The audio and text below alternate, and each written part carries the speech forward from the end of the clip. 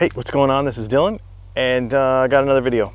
So I told you in the last video that we got a couple of new lenses, and the last video that you saw, we showed you the macro lens, shooting stuff really up close, macro lens. Now, for shooting stuff really far away, zoom lens, not just a baby zoom lens, a real zoom lens.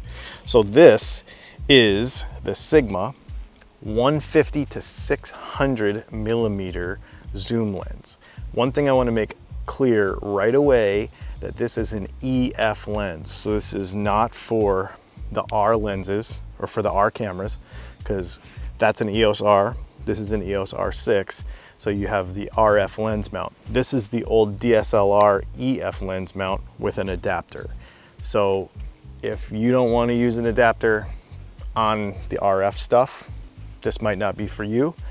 I went ahead and bought a pretty basic Comlight EF adapter, and it works awesome.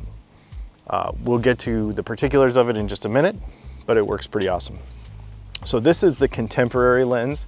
There is another lens that's the sport lens, which is a little bit different, and it's a little bit lighter. This is not very light. This is about 3 pounds, I think. So as you can see, we have it on the included lens ring mount so that it sits on the tripod. So obviously, like, the body of the camera is not mounted to the tripod, the lens is. 150 to 600. What I really dig about this lens is it starts with a 5.6 f-stop. When we're using it for shooting portraits and stuff, which you can actually do, it's pretty awesome. Let's talk about autofocus speed. Now, again, I'm shooting on an adapter with an EOS R6, and it's awesome. The autofocus is killer. So let's talk about the features and some of the buttons on the side. First of all, autofocus and manual focus is pretty cool. Of course, you have to turn it on and off in the camera as well, but there's a focus ring right here, zoom ring here. So you've got those two there. And then on top of that, there is a focal length range, meaning you can limit, like, you don't need to be able to rack focus from 150 millimeters all the way to 600 millimeters sometimes. Like, if you're shooting something very far away, you can limit the focus to either end of the lens or the whole lens, which is very cool because it will make it focus more quickly, so that, like, it's not racking from 150 millimeter focus all the way out to, you know, infinity or whatever, or, you know, near focus all the way out to infinity. So I really do like that. The one downside to this lens is I believe the minimum focus distance is about 9 feet. So even at 150 mil with the lens all the way in like this, there's about a 9-foot minimum focus distance. So it's almost like shooting with like 100 millimeter prime. Like, you have to be that far away from stuff to actually use it. But I really, really like it. As far as, oh, and then the other button on here is there are 3 modes for image stabilization. So this is, for 800 bucks, an image stabilized lens. What's very cool about it, so before I got the EOS R6, we were using it on the EOS R, and even with an unstabilized body, well, look at these photos. They're incredible. Really, really, really good stuff. In fact, this picture right here of the bee on the flower was shot on an EOS RP. It was shot handheld on a well, not handheld, but on a monopod from about 9 feet away, 10 feet away, zoomed all the way in, unless it was actually using it as like a macro.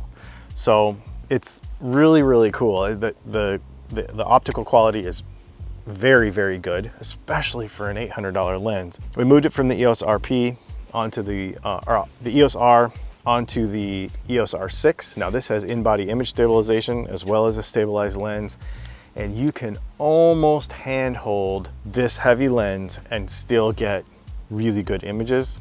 Obviously, because of the weight, it would be better to shoot it on a tripod, but I really, really like it. So it's a fantastic, fantastic lens. I think it's a great value at 800 bucks. We were thinking about going full pop and buying the 100 to 500 Canon lens, but it was $2,600, and I just couldn't justify it at the time. And now I really can't justify it because I really, really like this lens.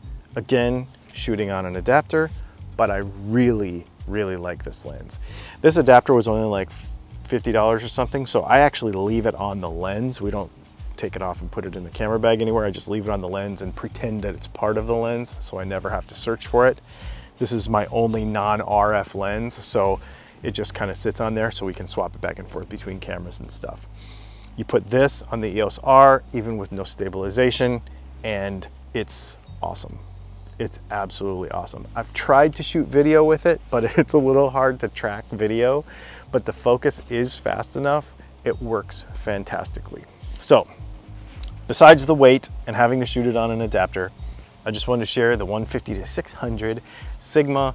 I know that this is not a super professional review or anything, but I'm not a super professional photographer.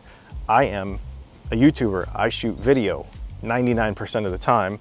And so this, we're just kind of getting into the hobby of still photography and having a lot of fun with it. So between that macro lens that we bought in the last video and this, man, we're having a blast at both ends of the spectrum, you know? So I've got one more lens that I want to buy. The 16mm prime that's coming out for the RF mount that I want to use for video. So if we're doing this kind of stuff. So right now I'm shooting on a 24-105 kit lens, so I'd kind of like to upgrade that. So that's probably going to be the next on the list. Anyway, I'm going to tell you about our R6 next time because we upgraded from the RP and the R to the R and the R6. And I really, really like it. So thanks for hanging out. Just wanted to share this with you. And I hope you have an awesome day. Make sure you hit the subscribe button and the like button and check out our other channel, Dylan Talks Tone, unless that's where you came from in the first place. We'll see you soon.